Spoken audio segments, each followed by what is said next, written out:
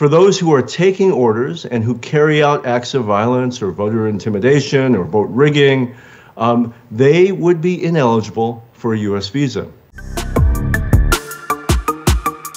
বাংলাদেশের জাতীয় নির্বাচন নিয়ে শুরু থেকেই আগ্রহটা একটু বেশি ছিল যুক্তরাষ্ট্রের। ম্যাথিউ মিলার বলেছেন, এখন যুক্তরাষ্ট্র চায় নির্বাচন কেন্দ্রিক সহিংসতার স্বচ্ছ ও গ্রহণযোগ্য তদন্ত করে দোষীদের আইনের আওতায় আনা হোক। বাংলাদেশে ফিরে আসতে পেরে আমি আনন্দিত। দ্বাদশ জাতীয় সংসদ নির্বাচনের পর প্রথমবারের মতো ঢাকা সফরে এসেছেন মার্কিন যুক্তরাষ্ট্রের দক্ষিণ ও এশিয়া বিষয়ক সহকারী পররাষ্ট্রমন্ত্রী ডোনাল্ড লু। ভারত এবং শ্রীলঙ্কা সফর শেষে মঙ্গলবার ঢাকার মাটিতে পা রাখেন যুক্তরাষ্ট্রের পররাষ্ট্র দপ্তরের আলোচিত এই কর্মকর্তা।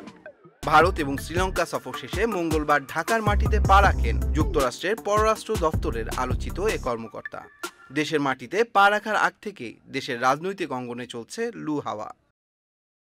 The promotion of democracy around the world is a central tenet of the Biden-Harris administration, and we believe that Bangladesh is a true democracy that deserves to have free and fair elections.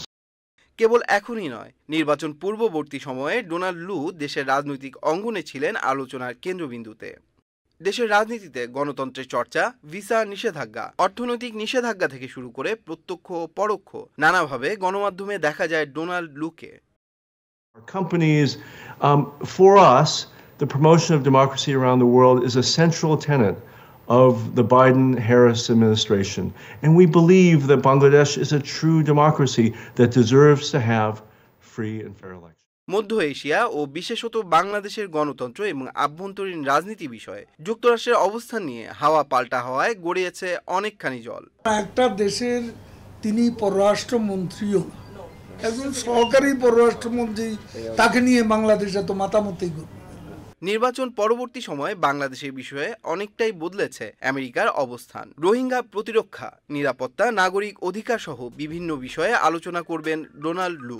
বিশ্ব রাজনীতিকে বিভিন্ন ছকে বসানো যুক্তরাষ্ট্রের সহকারী পররাষ্ট্রমন্ত্রী Donald লুর এই সফর দেশের রাজনীতিতে কী ধরনের প্রভাব ফেলবে তা পুরোপুরি বুঝতে কিছুটা সময় প্রয়োজন বলছেন রাজনৈতিক বিশ্লেষকেরা। Tanmoy Mahmud, channel I online.